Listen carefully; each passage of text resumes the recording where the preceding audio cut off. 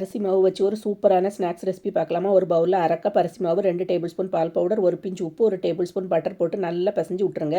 அரை கப் தண்ணி எடுத்து கொஞ்சம் கொஞ்சமாக ஊற்றி பிசைங்க. ஒவ்வொரு அரிசி மாவுக்கு ஏற்றாப்புல தண்ணி வந்து வித்தியாசப்படும்.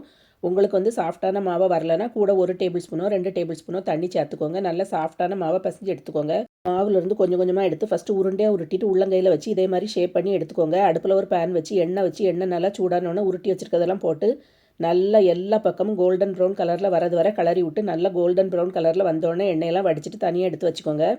அடுப்பில் ஒரு பேன் வச்சு அதில் வந்து மெஷரிங் கப்புக்கு அரை கப் வெல்லைப்பொடி, அரை ஸ்பூன் ஏலக்காய் பொடி, 2 டேபிள் ஸ்பூன் தண்ணி ஊற்றி நல்லா கிளறி விடுங்க. பாகு வந்து நல்லா கொதித்து வரும்போது ஒரு பிளேட்டில் வந்து கொஞ்சம் தண்ணி வச்சுட்டு ஒரு ட்ராப் ஊற்றி பாருங்கள். அந்த பாகு வந்து விரிஞ்சு போகாமல் இதே மாதிரி திரண்டு வரணும். இந்த மாதிரி பக்குவத்துக்கு வந்தோடனே நம்ம பொரிச்சு வச்சுருக்கிறதெல்லாம் உள்ளே போட்டு நல்லா கிளறி விடுங்க.